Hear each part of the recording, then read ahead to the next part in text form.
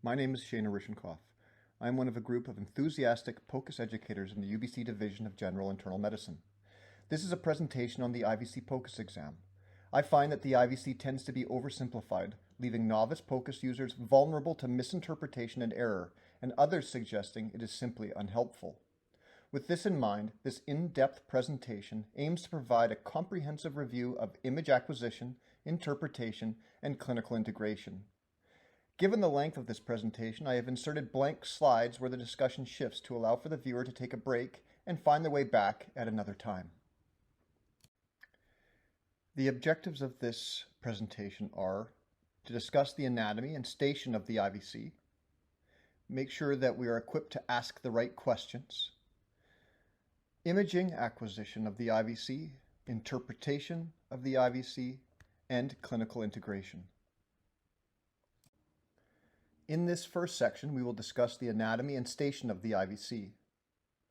In order to understand how the IVC can inform us clinically, we should quickly revisit some basic anatomy and physiology. This part is pretty simple. The IVC is a retroperitoneal vein that lies just to the right of the spine. It has a smooth muscle layer, but is easily deformable. The image on the left here shows the different segments of the IVC and major veins. In a PoCUS IVC assessment, we are assessing the intrahepatic portion, which can be seen in purple. The IVC inserts into the RA at the end of the intrahepatic segment.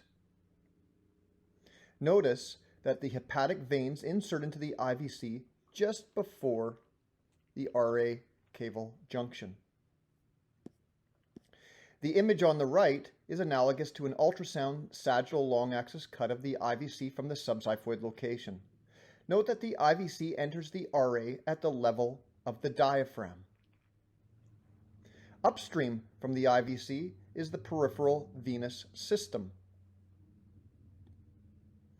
Blood flows down a pressure gradient towards the right atrium. Downstream from the IVC is the right heart.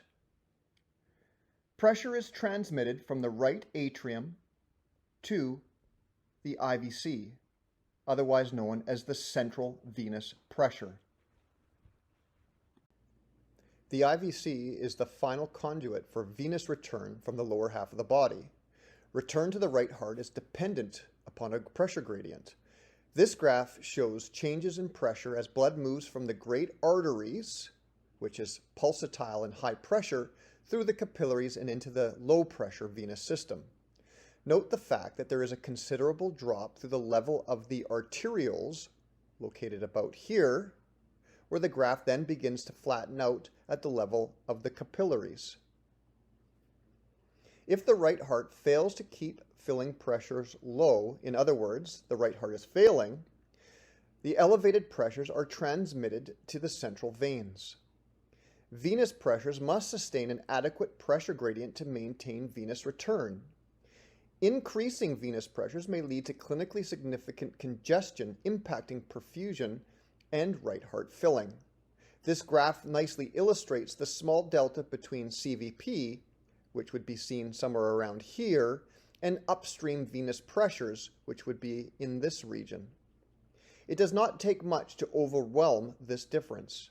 In general, CVP is between 0 and 8 millimeters of mercury, and peripheral venous pressures are 8 to 12.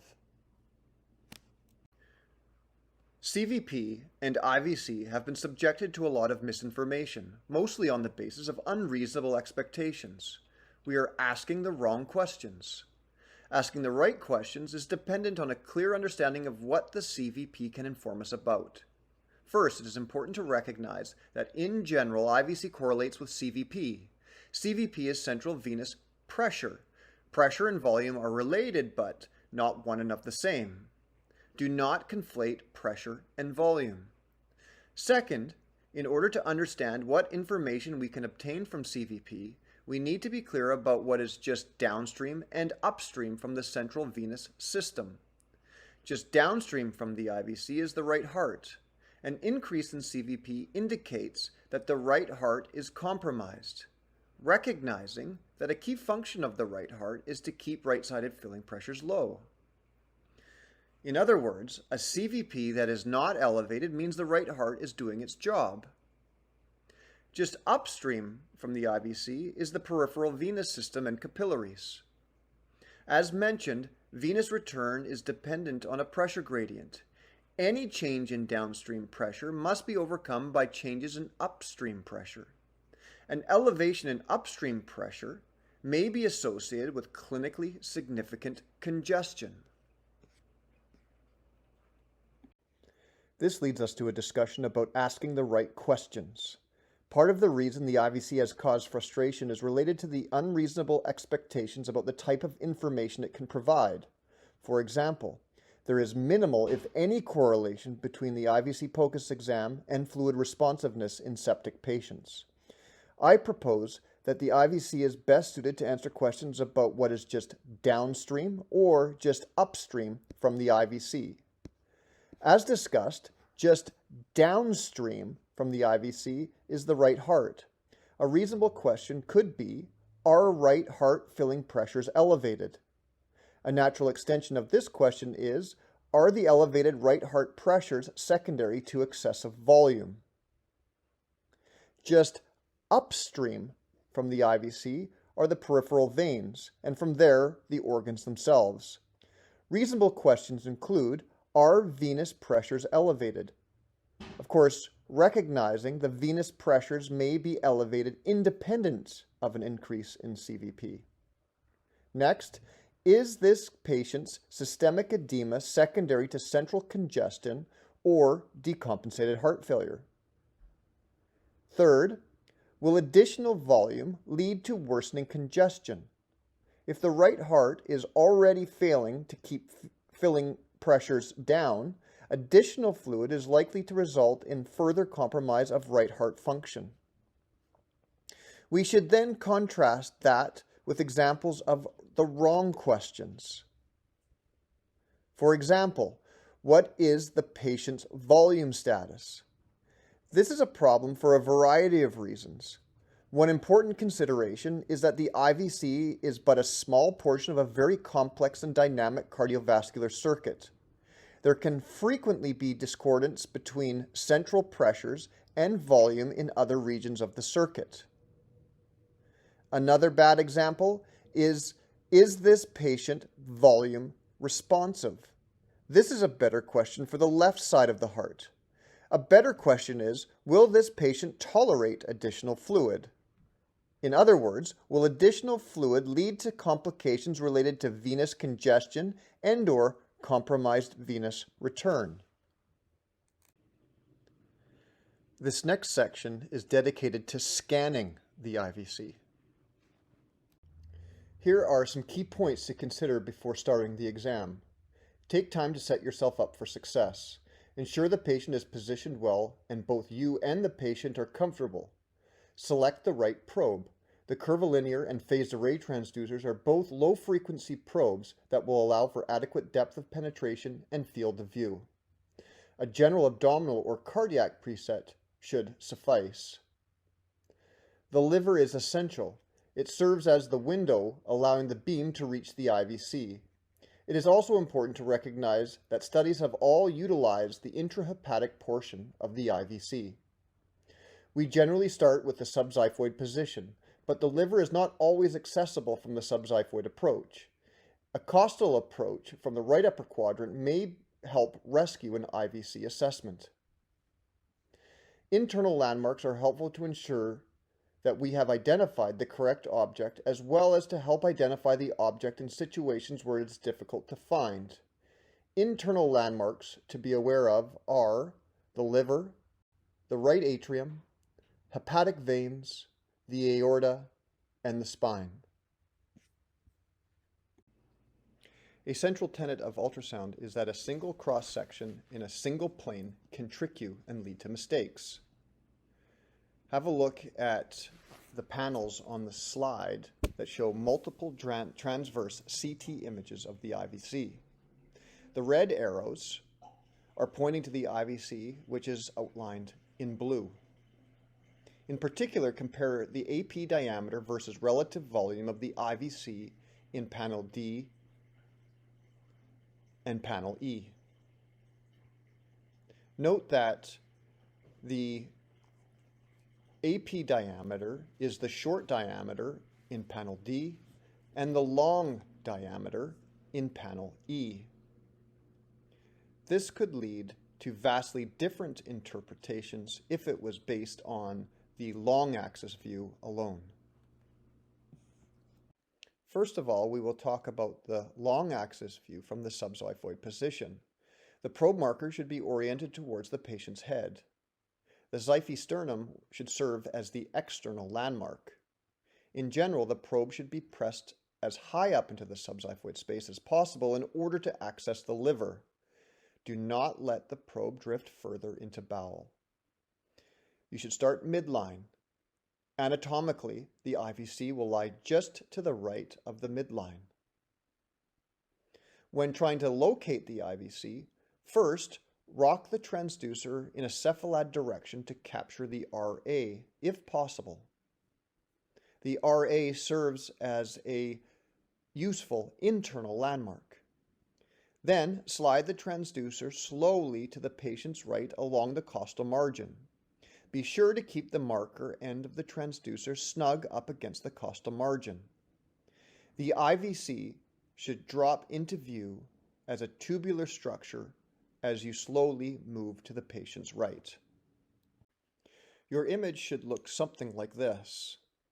Note that we can see the RA caval junction as well as the insertion of a hepatic vein. These are helpful internal landmarks that will help us determine where we should be assessing the IVC. Although there remains a lack of consistency, we recommend the intrahepatic portion of the IVC about 3 to 4 centimeters from the RA caval junction. In general, that's about 1 or 2 centimeters from the insertion of the hepatic vein. This position avoids the effects that the diaphragm can have on IVC size and movement. The diaphragm can both splint the proximal portion of the IVC open or even cause it to collapse. Interpretation of the IVC parameters secondary to the movement of the diaphragm itself should be avoided. Internal landmarks are also useful to help us ensure that we are looking at the correct vessel. In the panel on the left, we are rocking the transducer in a cephalad fashion in order to demonstrate the communication between the vessel and the right atrium. In the middle panel, we are fanning across the vessel from side to side, demonstrating that the hepatic vein is inserting into the vessel of interest. In the third panel, we are fanning or sliding from the patient's left towards the patient's right and back towards the patient's left to demonstrate that the vessel on the patient's left is the aorta and the vessel on the patient's right is the IVC. Note that the IVC is much thinner walled and borders right up against the liver, whereas the aorta has a very bright walls and dives posteriorly to the heart. Here are a couple of examples of the effects that the diaphragm can have on the IVC and why it is so important to assess the IVC in the correct location. The image on the left shows a small collapsible IVC that is splinted open at the level of the diaphragm. The image on the right shows a poorly collapsible IVC that has associated significant diaphragmatic tugging.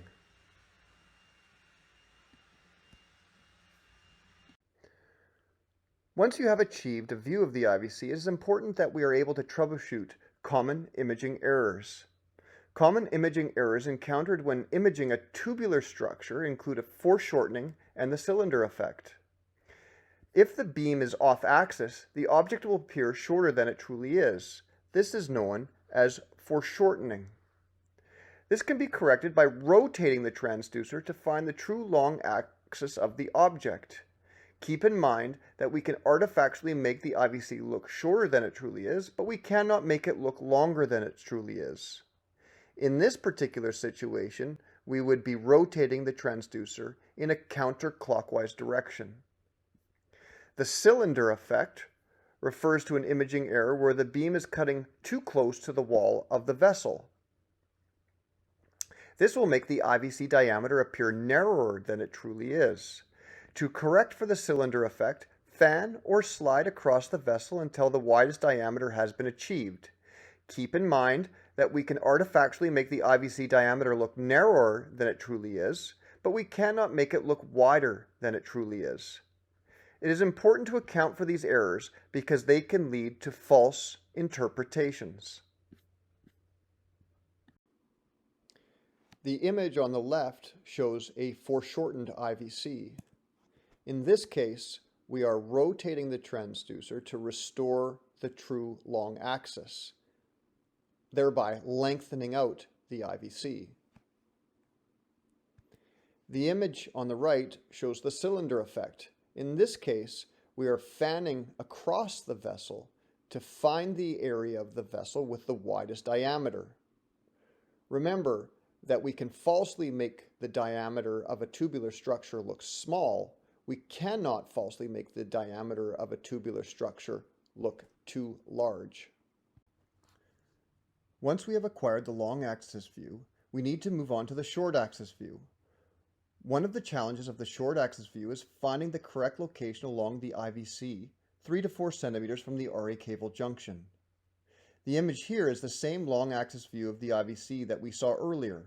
This is clearly not a short axis view. I'm using this image to help demonstrate the concept of using landmarks to recognize the correct short axis level approximately 3 to 4 centimeters from the RA cable junction. Recall that the RA cable junction sits at the level of the diaphragm. The liver sits anterior to the IVC. I have included a hepatic vein that we will use as an important internal landmark. The red lines are meant to serve as successive short axis slices as the beam is fanned from a cephalad region at the RA cable junction. Begin by placing the transducer in the subxiphoid region in the transverse plane with the probe marker to the patient's right. Once again, acquiring the image relies on the liver as a window. Therefore, it is usually best to ensure that the edge of the transducer is tucked snug up against the costal margin to make direct contact between the abdominal wall and the liver. Fan the transducer in the cephalad direction until the RA is in view. Then begin to fan in a caudal direction. As soon as you leave the RA, you have just crossed the level of the diaphragm. Continue to fan in a caudal direction. The next internal landmark that you will encounter is the insertion of the hepatic veins. As you continue to fan in the caudal direction, the hepatic vein will appear to migrate away from the IVC in an anterior direction.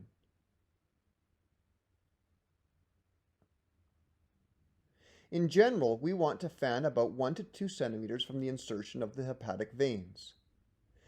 It is at this location that the IVC should be evaluated in the short axis. In this short axis view of the IVC, we begin by fanning in a cephalad direction until we reach the right atrium. We then fan in a caudal direction back into the abdomen.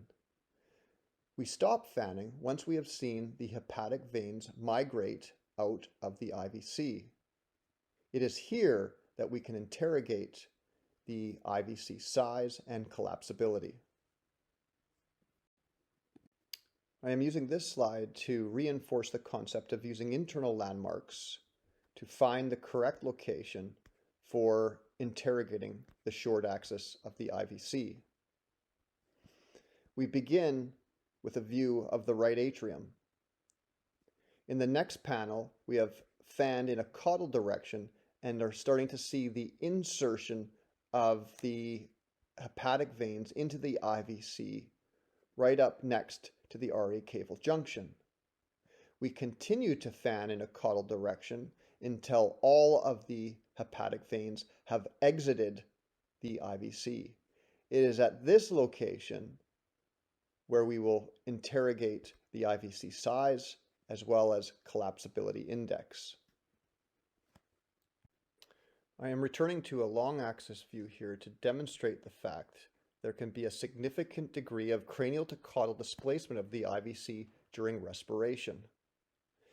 We should also take note of any significant static variation in the caliber along the length of the IVC.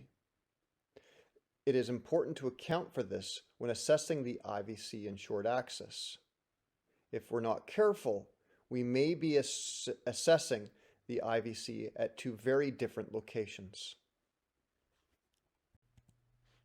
In the image on the left, there is significant cranial to caudal movement of the IVC in short axis. Notice how the hepatic veins are migrating towards and away from the IVC. In the image on the right, we are attempting to control for this cranial caudal movement by adjusting our transducer. Notice how the hepatic veins here are more stationary. It is possible that we could be tricked by this image if there is significant tugging at the level of the diaphragm as we are assessing the IVC at two very different levels. Obtaining short and long axis views allows us to corroborate the views and minimize errors. In this particular example, the long and short axis views are telling us the same thing. The two panels here are meant to demonstrate how a short axis view can help prevent misinterpretation associated with imaging error. On the panel in the left, the IVC is shown at rest. On the panel on the right, the IVC is shown with a sniff test. Notice how in the long axis, the diameter of the IVC is relatively small and seems to collapse 100% with a sniff. This is contradicted by the image in the short axis. Because bowel can frequently obstruct the IVC from the subxiphoid approach, a costal approach may allow for a view of the IVC if the subxiphoid view is unavailable. In this case, we would place the transducer in the coronal plane somewhere between the mid and postaxillary line at the level of the xiphy-sternum. The transducer is placed on top of the ribs in this location. The IVC may be posterior or anterior to the plane of the beam in this position. We can experiment with fanning in both directions, looking for a long tubular structure. The spine serves as a useful internal landmark in this location. The IVC sits just anterior to the spine. The RA caval junction is usually not visible from this location as lung is an obstacle from this place. However, the diaphragm and hepatic veins are still generally visible at this location. In this slide, we demonstrate how to use internal landmarks to identify the IVC. Both of the images are from a right costal approach, with the transducer in the coronal plane between the mid and posterior axillary line at the level of the xiphy-sternum. In the image on the left, initially we see the liver, the kidney, the diaphragm, and the spine. The spine serves as a useful internal landmark. The IVC lies just anterior to the spine. In this video, the transducer is fanned in the anterior direction, revealing the tubular form of the IVC, which can be seen right here. In the image on the right, we are fanning through the vessel to demonstrate insertion of the hepatic vein, confirming that the tubular structure is indeed the IVC. Here is the hepatic vein, and here, and we can see it dropping into the IVC. Once again, a short axis view is crucial when utilizing the coronal plane. Both the maximal diameter and the collapsibility index can be skewed when the coronal plane is used. In the image on the left, we can see that the maximal coronal diameter is much greater than that of the AP diameter. To appreciate the AP diameter, you must get a short axis cut. Once again, when looking in the short axis, you must be aware of the level of the short axis plane. As with the long axis, the diaphragm and the hepatic veins can be used as landmarks. Find the level of the diaphragm and fan into the abdomen beyond the insertion of the hepatic veins to find the appropriate level. In this image, we begin by fanning in a cephalad direction to find the diaphragm here, and then begin fanning back in a caudal direction until we see the hepatic veins leave the IVC.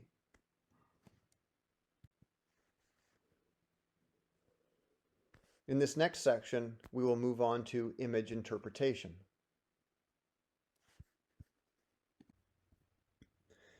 In this section, we will discuss what kind of information can be extracted from an IVC exam.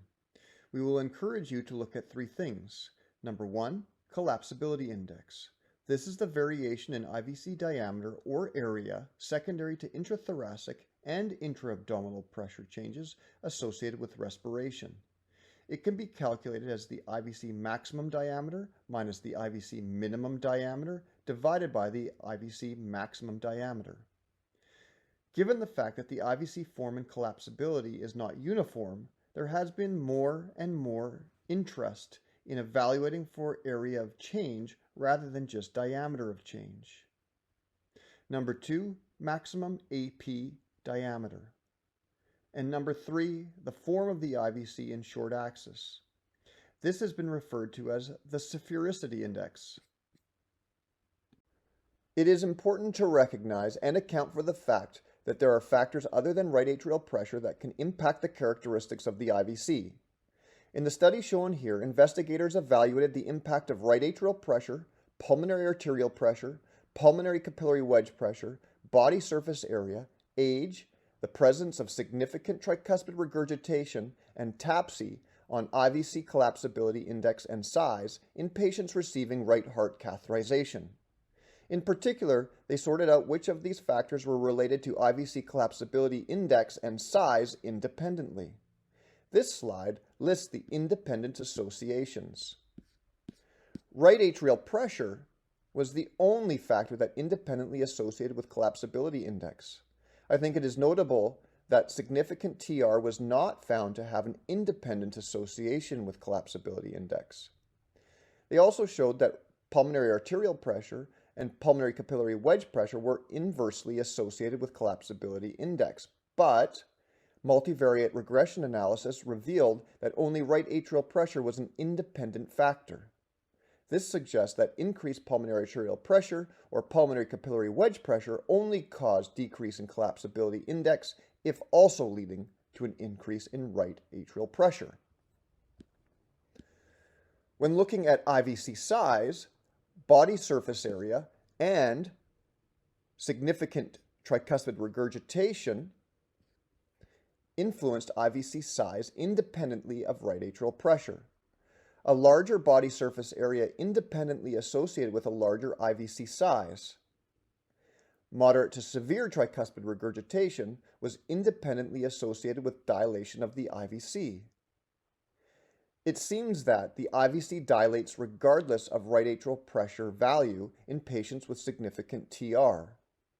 This is a compensatory phenomenon that also occurs in the right atrium. The authors suggested that this is likely a summary measure of cardiac dysfunction rather than simply a reflection of right atrial pressure. As such, we should avoid categorizing right atrial pressure based on IVC size in those with significant tricuspid regurgitation. Overall, although IVC size does have an association with right atrial pressure, it should be used with caution given these findings. Let's quickly review the physiology of IVC collapse in spontaneously breathing patients. During inspiration, intrathoracic pressure drops as the chest expands. You can see here that the pressure dial moves in the counterclockwise direction. And intra-abdominal pressure increases as the diaphragm descends. In this case, the pressure gauge moves in the clockwise direction. If the abdominal pressure exceeds the IVC pressure, the pressure in this cavity here is greater than what is inside the IVC will collapse. During expiration, intrathoracic pressure increases as the chest contracts. You can see here now that the dial has started to move back in the clockwise direction. And intra-abdominal pressure decreases as the diaphragm ascends. In this case, the dial has now been moved in the counterclockwise direction. If the IVC pressure exceeds the intra-abdominal pressure, the IVC then will distend. We can see here now that the diameter of the IVC is bigger. It is worth reiterating that the IVC collapses during inspiration only if the intra-abdominal pressure exceeds the IVC pressure. It is notable that at rest, the normal CVP and intra-abdominal pressure are in a similar range. Therefore, unless there is a significant change in pressures induced during the respiratory cycle, there may be little, if any, IVC collapse, even in those with a normal CVP. Here is an example of an IVC with greater than 80% collapse. The image on the left shows a long axis of the IVC, and the image on the right shows the short axis of that same IVC.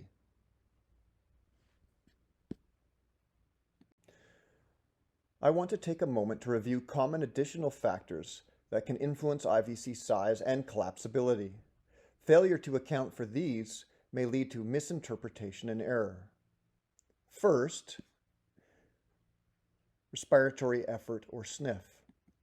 Depending on the respiratory effort, changes in intrathoracic and intra-abdominal pressures can vary. Interpretation of collapsibility index must account for the fact that the pressure change may be minimal with quiet respiration or much greater with a sniff or a patient that is working hard to breathe. Second, intra-abdominal pressure. For example, ascites, bowel wall edema, and obesity may cause an increase in intra-abdominal pressure. This can impact IVC compliance, restricting distension of the IVC. In other words, the given size and collapsibility of an IVC could be associated with very different venous pressures depending on intra-abdominal pressure. Next, intrathoracic pressure. For example, hyperinflation of the lungs in COPD may cause an increase in intrathoracic pressure, which is transmitted to the RA. In other words, the given size and collapsibility of an IVC could be associated with very different venous pressures depending on the intrathoracic pressure. And finally, breathing mechanics. Talking about diaphragm versus chest wall movement. In particular, I am referring to the effect that degree of diaphragmatic movement can have on intra-abdominal pressure. The greater that the diaphragm descends into the abdomen, the greater the intra-abdominal pressure change. We would expect much more IVC collapse in a patient that was relying heavily on their diaphragm for breathing.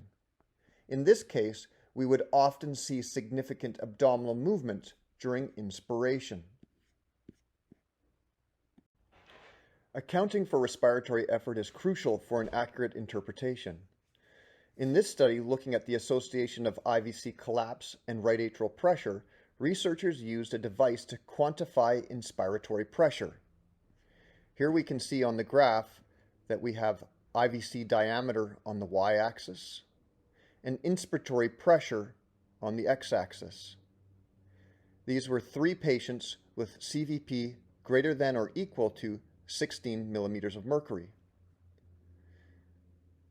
In these patients with elevated CVP, there was minimal respirophasic changes at low inspiratory pressures, and they had a gradual increase in respiratory changes with increasing inspiratory pressures.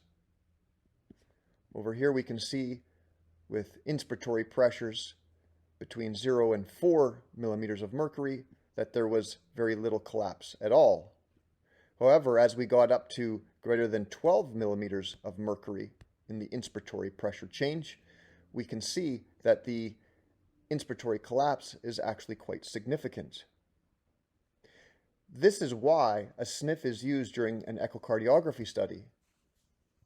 I want to draw your attention to the fact that you can see close to a 50% collapse even at high CVP if the respiratory effort is significant enough.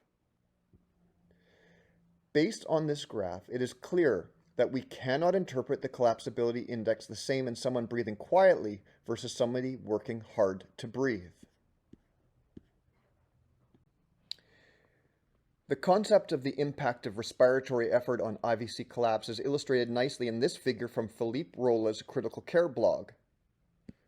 Over here we have a graph with the respiratory IVC variation on the y-axis and the respiratory effort over here on the x-axis.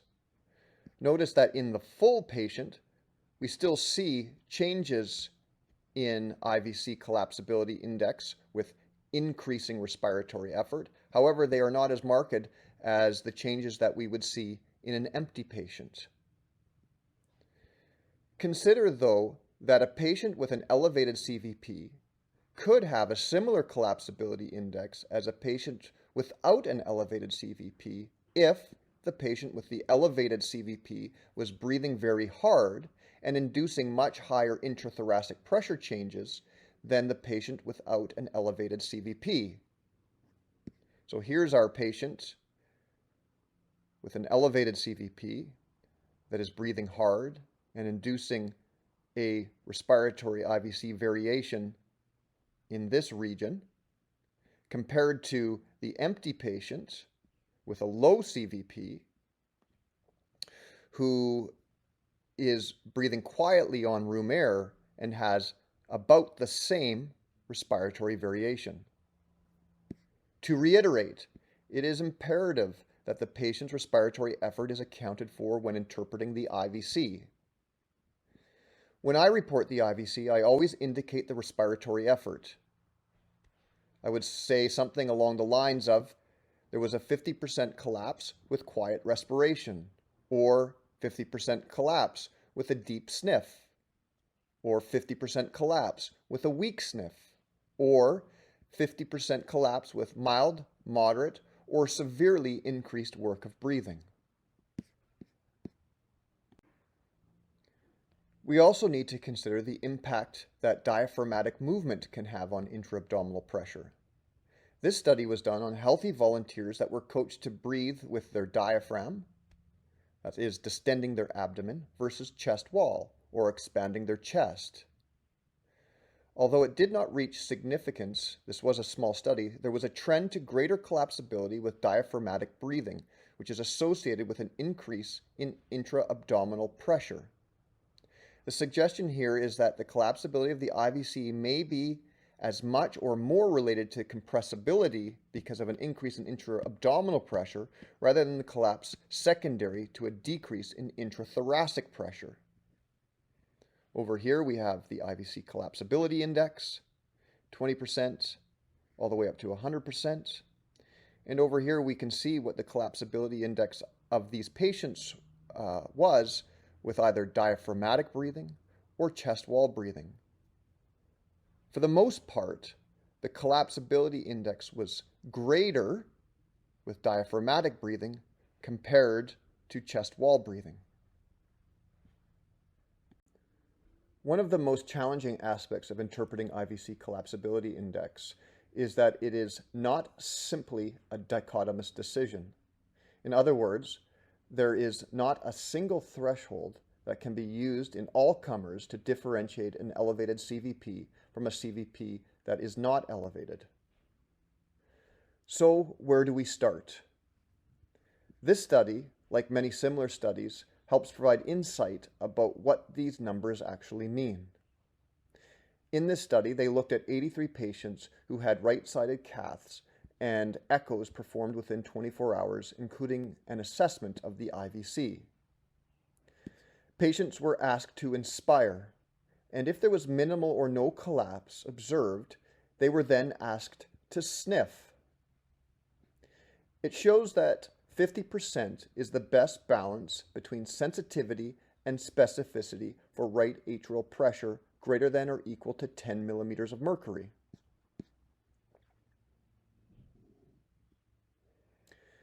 However, these numbers are borderline helpful at best. Based on the above table, it is clear that it does not function in a dichotomous fashion. Rather, it is most helpful at extremes. The more extreme it is, the more it will factor into your clinical assessment. If we look over here at 80% collapse, the sensitivity was 98%.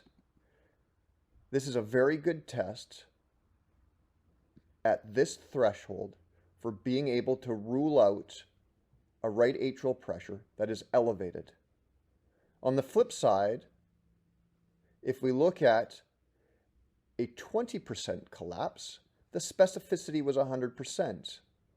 This is a very good test for being able to say that at a threshold of a collapsibility of 20% or less, that the right atrial pressure will be elevated. In this slide, we look at the relationship between the IVC form and right atrial pressure. Some may not be as familiar with assessing the IVC shape.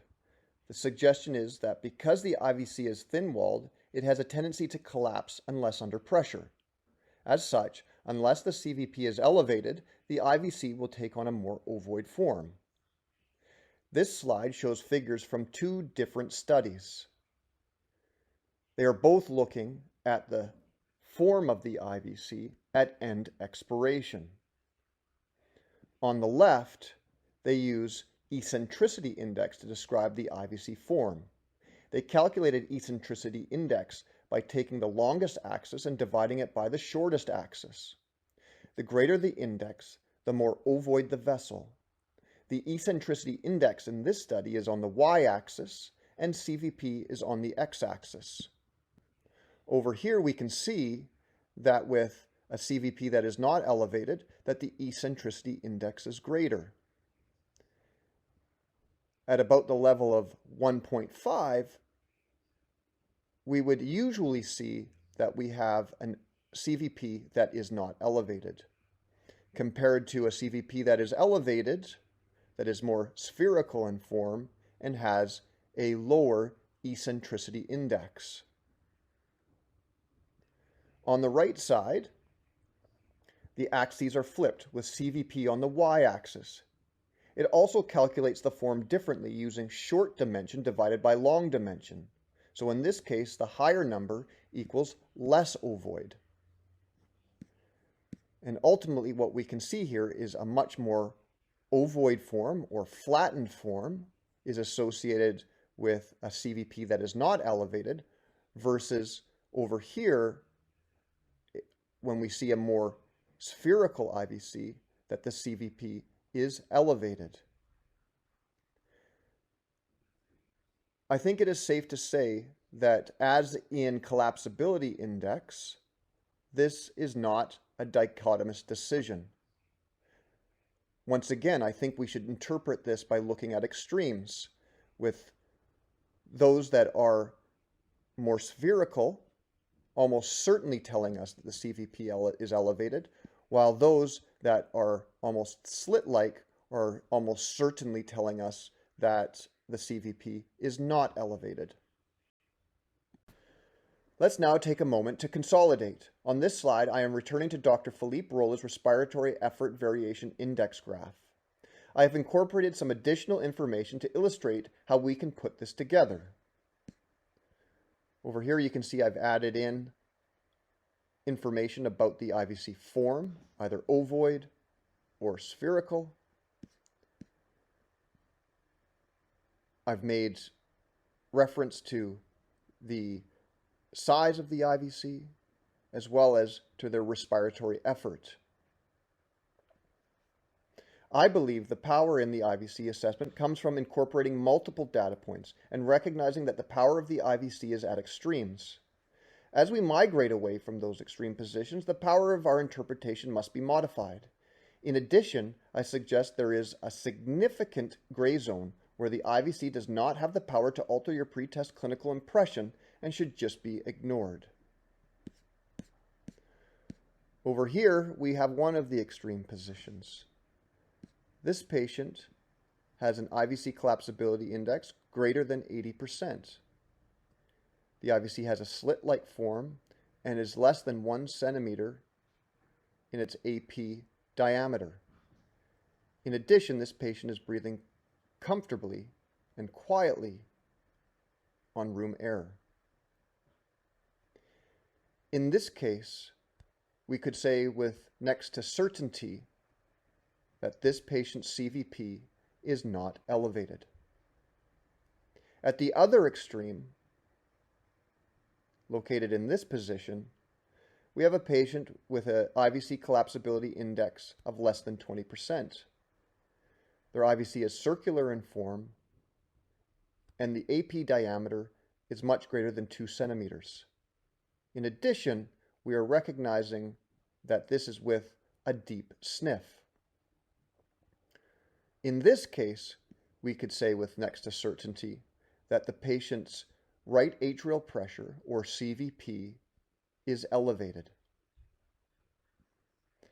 As we migrate further away from these positions, the confidence of our assessment just becomes less. Unfortunately, we frequently will get to a position that I like to call the gray zone.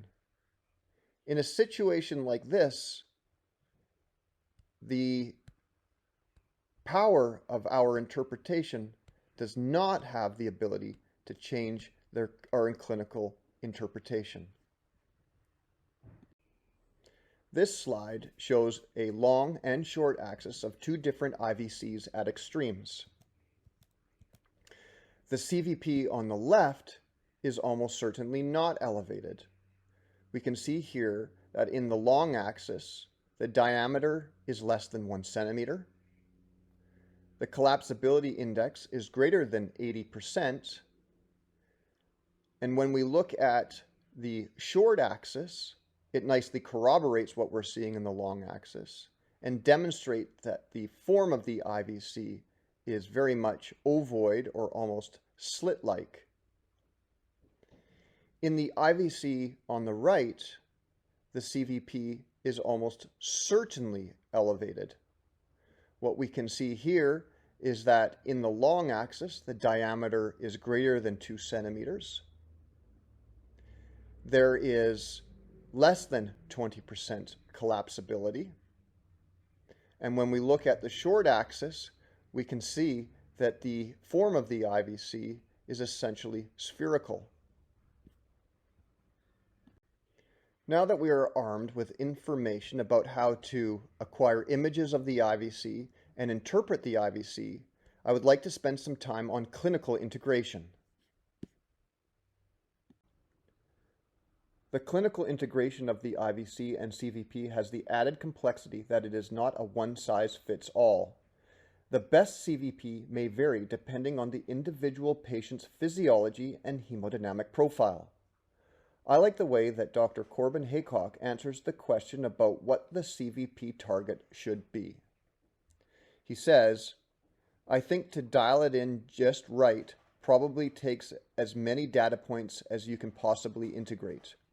Ultimately, my target is to operate on as low of a CVP that I can get away with." I suggest that the following points should be considered anytime that you are basing clinical decisions on the IVC. First, ask the right question.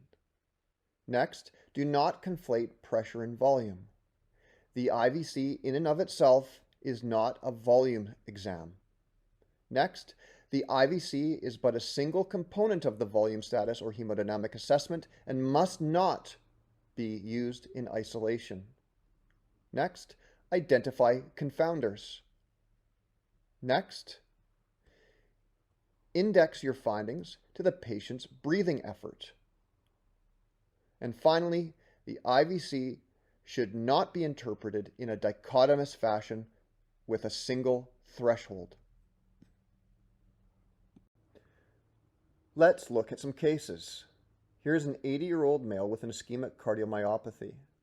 An echocardiogram 3 years ago showed moderate LV systolic dysfunction and borderline normal RV systolic function. He presented to hospital with a 1-week progressive shortness of breath, lower extremity edema, cough, and abdominal discomfort. His initial assessment revealed a blood pressure of 150/90 and an oxygen saturation of 94% on room air. Initial labs showed an increased creatinine, a mild increased lactate, a mild increase in troponin, and a chest x-ray with bilateral small pleural effusions. He was given 1 liter of normal saline up front. This was before the PoCUS exam. Presumably, this was given because of the increase in creatinine and lactate. Given the rise in lactate and creatinine, I am concerned about evolving shock in someone with an ischemic cardiomyopathy. My question is if elevated right heart filling pressures have led to fluid accumulation and systemic congestion secondary to right heart failure. I am also wondering if the evolving shock is cardiogenic in nature. The images from the exam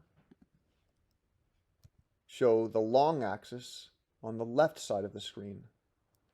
We can notice here that the IVC is wide in diameter, looks at least 2 centimeters, if not more, and there is very little respiratory collapse, if any.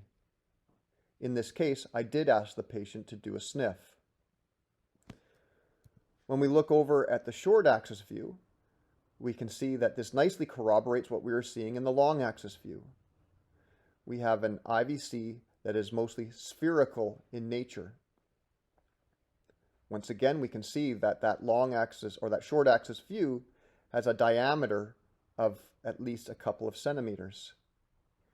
In addition, with that sniff maneuver, there is little, if no, collapse. In this case, the abdomen was protuberant and tense, and we suspect increased intra-abdominal pressure. Of course, further PoCUS and physical exam would need to be performed.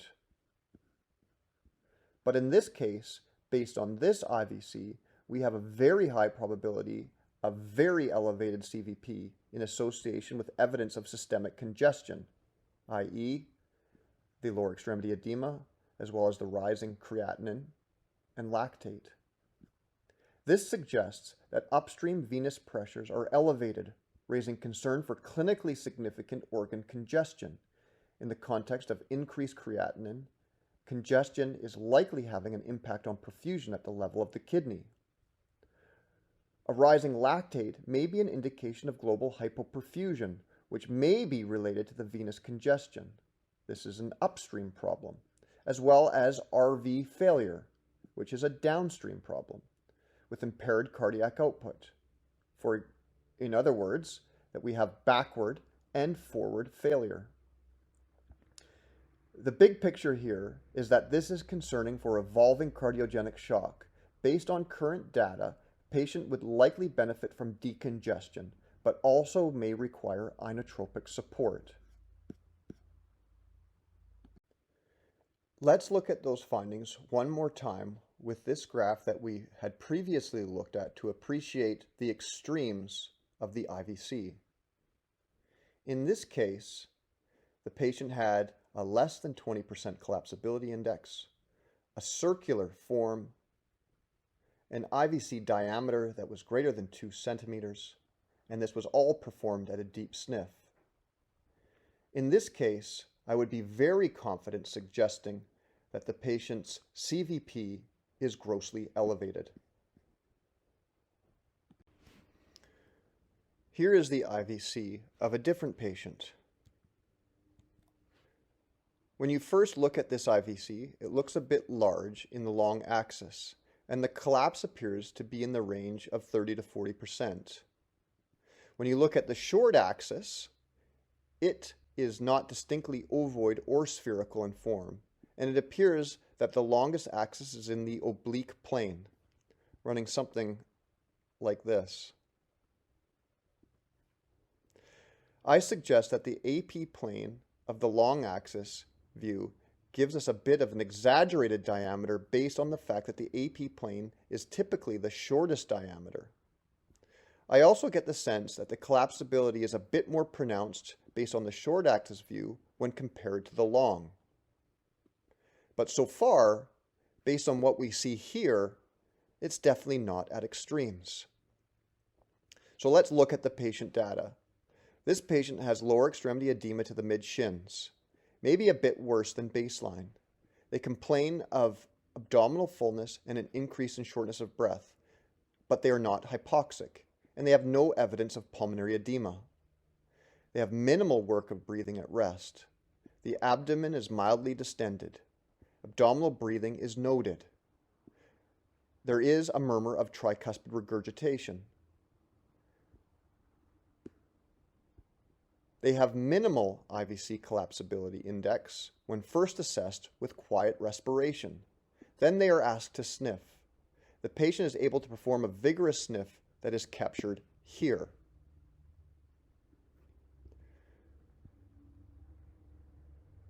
My question is this patient's shortness of breath, abdominal fullness, and lower extremity edema secondary to increased right heart filling pressures? In this case, is an elevated CVP indicative of decompensated heart failure with systemic congestion? Before answering the question, a full complement of history, physical, additional PoCUS data, labs, and imaging is required. The IVC is not at an extreme and therefore less powerful. However, given the limited clinical context, edema and abdominal fullness, systemic congestion is suspected. Important information regarding the clinical assessment includes, first off, that they were able to do a vigorous sniff. And even with the vigorous sniff, we did not have an extreme of collapse. They were abdominal breathing. This increased diaphragmatic movement is associated with increased intra-abdominal pressure.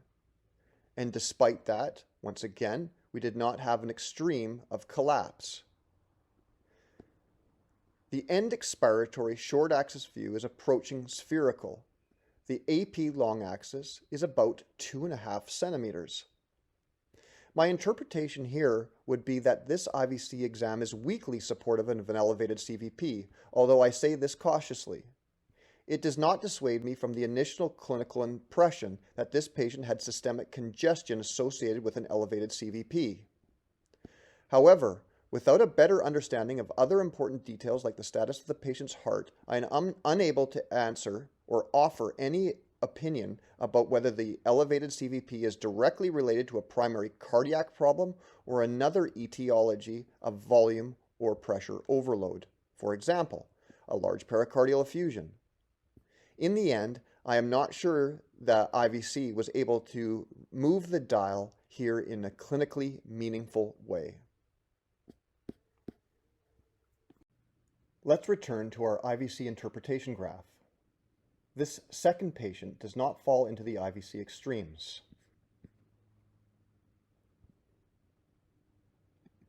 They fit better into the gray zone, if not a bit towards the elevated CVP side of things.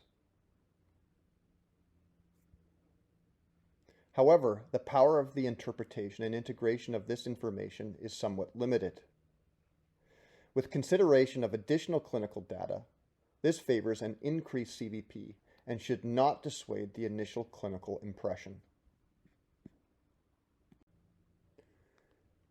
In this next case, we have an 80-year-old female with hypertension, type 2 diabetes, and LV diastolic dysfunction.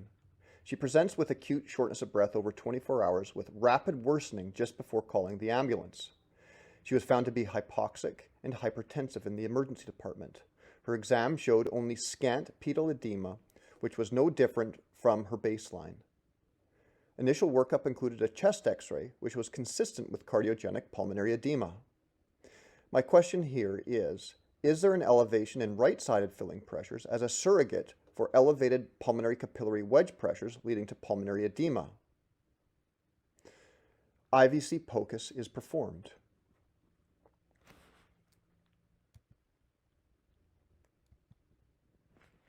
On the left, we can see an IVC that has a max diameter of about 1 centimeter and has a collapse that is greater than 80% with moderate work of breathing and no significant abdominal movement noted. There is a slit-like IVC form on the short axis. In addition, a small right pleural effusion is seen. Of note, a JVP exam was also performed using PoCUS, which demonstrated that the JVP was below the sternal angle. These findings argue strongly against an elevated CVP, and this contradicts our initial clinical impression, or does it? There was no confounding factors. For example, no reason to believe that there was an increase in intra-abdominal pressure. PoCUS of her lungs showed diffuse B-line pattern in a dependent gradient with a preserved pleural line consistent with cardiogenic pulmonary edema. The right heart showed normal systolic function and normal size. The diagnosis was very clearly cardiogenic pulmonary edema. However, there was discordance between pulmonary capillary wedge pressure and right atrial pressure. There was also discordance between findings of pulmonary congestion without systemic congestion. This is informative to understand the particular heart failure phenotype. The onset of her symptoms was rapid. This can be explained by a sudden increase in left-sided filling pressures and flash pulmonary edema without the accumulation of volume that we usually see with decompensated heart failure. This constellation of findings is frequently associated with patients who have stiff hearts and are very sensitive to even small changes in volume. In this case, I suspect the redistribution of fluid from peripheral venous reservoirs to her central compartment overwhelmed her stiff left heart and resulted in sharp acute rise in wedge pressure. Her right heart was healthy enough to accommodate the left-sided dysfunction. Ultimately, this was not a problem with excess fluid, rather maldistribution of fluid. This has important implications regarding treatment. In this case, we focused on vasodilation to offload the left heart and decrease afterload rather than fluid removal. Once again, let's return to our IVC interpretation graph. In this final case, it is clear that our patient fits into this extreme here. She had an 80% collapsibility index, a slit-like form of her IVC, and the IVC was less than 1 centimeter in diameter.